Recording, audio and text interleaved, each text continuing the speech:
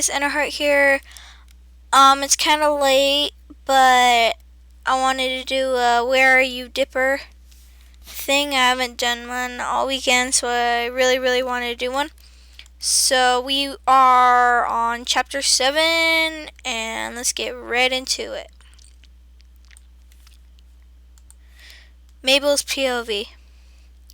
Seuss grabbed Dipper from my arms, and I looked down to my sweater and noticed that it was covered in blood.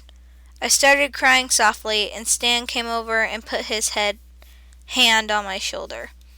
I noticed he had tears in his eyes. "It'll be okay, kid." I wiped my face with the sleeve of my sweater. Of course, I made sure there was no blood on it first.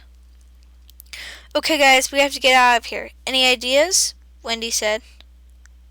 Most basements have a door leading to the outside. All we have to do is find it, and we'll be fine." "But what about Gideon?" I asked. "We can't just leave him here. I mean, sure, I hated him, but..." Wendy bent down in front of me and put both hands on each of my shoulders. "Mabel, we have a choice here. Either we save Dipper or we save Gideon. We don't have time for both. So what'll it be?" Tears resurfaced in my eyes. "We have to save Dipper. You know that," I said. She smiled a little. "Dudes, I found the door!" Seuss yelled from across the room. We're coming," Stan grunted. Wendy, Stan, and I caught up with Seuss one by one and quietly walked out of the basement. As soon as all of us got outside, Stan suggested, "Kid, you might want to change your sweater." "I can't leave Dipper now! I have to go with him!" I exclaimed. Stan looked like he was about to say something, but Wendy cut him off. "Okay, Seuss, you and Mabel run as fast as you can to the hospital. I'll stay behind with Stan since you won't be able to run as fast." "Hey!" Stan shouted like he was offended. "Okay, let's go, Seuss." He nodded his head and we began running in the direction towards the hospital. I knew that the hospital was about 5 minutes away, so I had to have a plan. I mean, no offense or anything, but we all know Seuss won't be able to run fast the entire time. About 3 minutes into the run, Seuss looked like he was about to pass out. "Seuss, give him here," I said. "What?" he asked out of breath. "Give him here, hurry," I said again. We stopped, and in under 10 seconds, I had Dipper in my arms. I started running again. It wasn't as fast, but I was still pushing myself. I turned the corner and saw the hospital. "Almost there," I said internally. "Mabel," I heard Dipper's voice croak. "Shh, we're almost there. Just hang in there a little longer," I said with tears in my eyes. "Mabel, I can't. I'm sorry," Dipper said quietly. My heart started pounding my chest. "Did he just die?" I screamed internally. My tears started pouring out of my eyes. "Yes, you can. Please, hold on," I said. I busted through the hospital doors. "Someone, please, help my brother," I yelled at the top of my lungs. A bunch of doctors started running to me. "Please, help him, hurry," I yelled to them. They took him away and laid him on a stretcher. "Dear God, what happened to him? He's not breathing. This has got to be one of the worst injuries on a boy that we've ever seen. The oxygen mask! Hurry, put it on him!" I heard the doctors yell as they rushed Dipper into a room. "Please, save my brother!" I yelled after them. 2 nurses came over to me and tried to calm me down. It's okay, he is in safe hands now," they said. I started to stop kicking and screaming as I had lost all my energy. "Please let him be okay," I whispered as waterfalls made their way down my cheeks. "They're going to do everything they can to save him," one of the nurses said. They led me over to a chair. "I'm Lisa," one nurse said, motioning to herself. "And this is Sarah," she said, motioning to the other one. "What's your name?" Sarah asked me. I sniffled and said, "Mabel." Oh, what a nice name, Lisa said. And what's your brother's name? Tears spilled out of my eyes again as I thought of how helpless he looked when I first found him. Dipper, I said. Wow, that's a name you don't hear every day, Lisa said, smiling. Are you two twins? Sarah asked. I shook my head yes. So are we, they exclaimed. I looked up at them and smiled. Now that I'm looking at you two clearly, you two do look alike, I said, wiping away some tears. Lisa handed me a box of tissues that was on the table behind them. Thanks, I said, blowing my nose. I threw the tissue in the trash can beside the chair, and Sarah began to speak again. So if you don't mind me asking, what happened to your Mabel! I heard three voices yell. I stood up. Right here! I yelled, waving my hand. I sat back down when I saw they were walking towards me. How is he? Wendy asked as she sat down next to me. The doctors haven't said anything yet, I said, sniffling.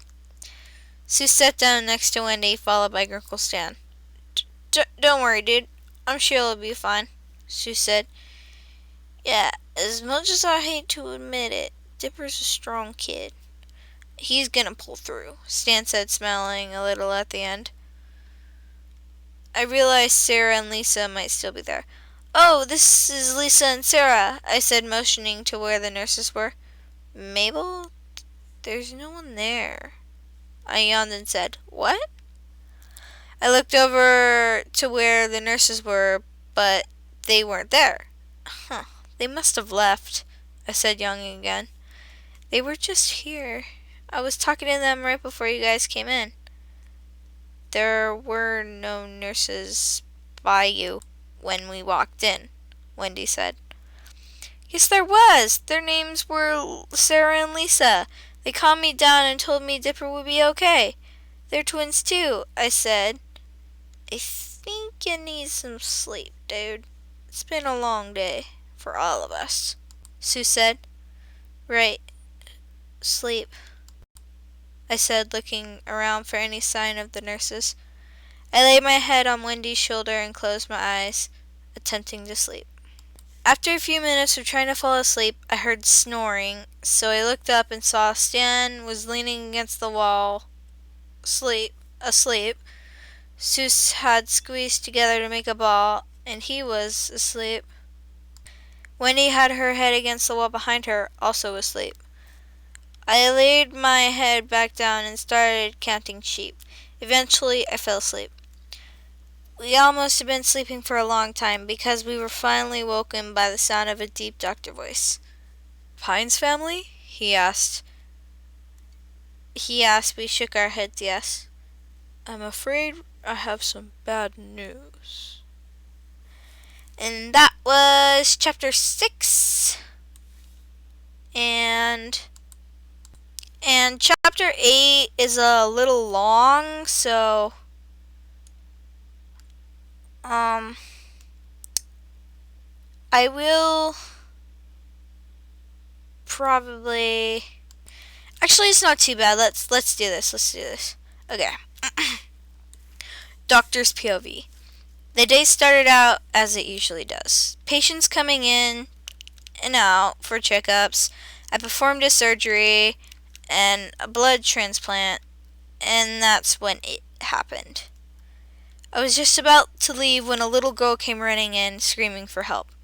At first I thought she was hurt since she looked like she was bleeding, but then I heard her scream something about her brother. That's when I noticed she was carrying a limp body. Oh crap! I yelled internally. I called for some more doctors while I ran to get a stretcher. They brought the boy and laid him on the stretcher. Only did I realize just how bad he was. Dear God, what happened to him? I yelled.